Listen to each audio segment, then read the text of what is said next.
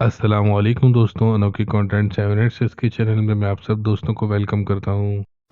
प्यारे दोस्तों, आज मैं आपको एक हॉरर और खौफनाक कहानी सुनाने जा रहा हूँ, तो सारे दिल थाम के बैठिए। कहानी का नाम है भूतों का महल।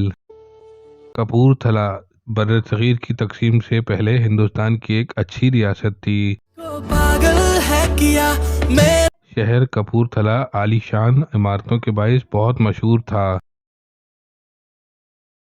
खास तौर पर यहाँ की बादशाही मस्जिद जो सिख राजा ने मुसलमान रियाया की खुशनुदी के लिए तामीर कराई थी, अपनी खूबसूरती और हुस्न के सबब आलमी शोहरत रखती थी। तकसीम मुल्क से चंद साल पहले ये मस्जिद मुकम्मल हुई थी। इसी तरह राजा के महल, शाही बाग, अजायब घर, चिड़ियाघर और दरबार हॉल, बड़ा बाजार और किले की इमारतें भी काबिले दीद थी। इन्हीं इमारतों में वो महल भी शामिल था जिसे बहुत ज़्यादा दौलत खर्च करके बनाया गया था, मगर इसमें आज तक किसी शख्स को एक रात के लिए भी क़याम करना नसीब ना हुआ।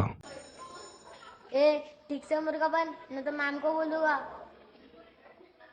ये महल मुस्लिम आबादी के महल्ले शेखुपुरा को जाने वाली सड़क पर महसूल चंगी के करीब है। एक वसी और इस बाग के अलावा इस अजीमशान महल में 100 से ज़ायद कमरे, 12 दरियाँ राहदारियाँ बनाई गई हैं और जो भी देखता है अश अश कर उठता है। ये महल बन गया तो रियासत का एक बहुत बड़ा सरदार इसमें रिहाइश के लिए आया और अपना सामान इसमें रखने लगा।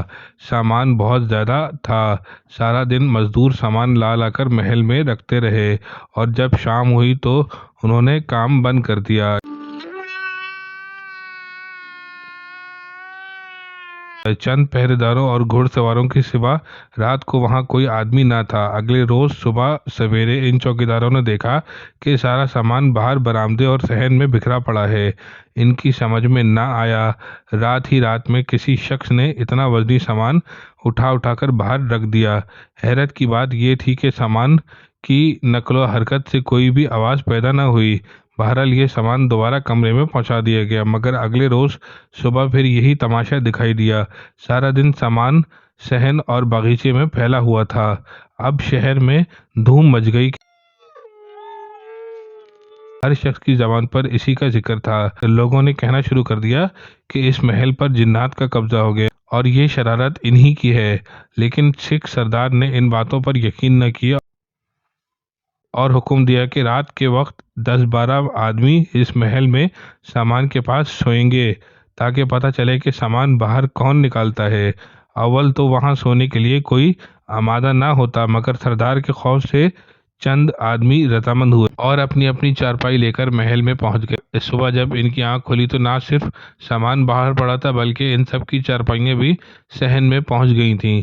पे दर पे जब इसी किस्म के हैरानकुन वाक़यात सामने आए तो इस महल्ले में रिहाइश का इरादा तर्क कर दिया। प्यारे दोस्तों और प्यारे सुनने वालों, ये थी भूतिया महल की पहली किस्त। अगर आपको ये किस्त अच्छी लगी तो उसको ज़्यादा से ज़्यादा शेयर कीजिए, लाइक कीजिए और मेरे चैनल अनोखी कंटेंट 7 को सब्सक्राइब करना नहीं भूलिएगा और साथ में बेल आइकन का बटन लाजमी प्रेस कर दीजिएगा ताकि आपको भूतों के महल की बाकी किस्तें सुना सकूं। जज़ाकल्लाह, अस्सलाम वालेकुम।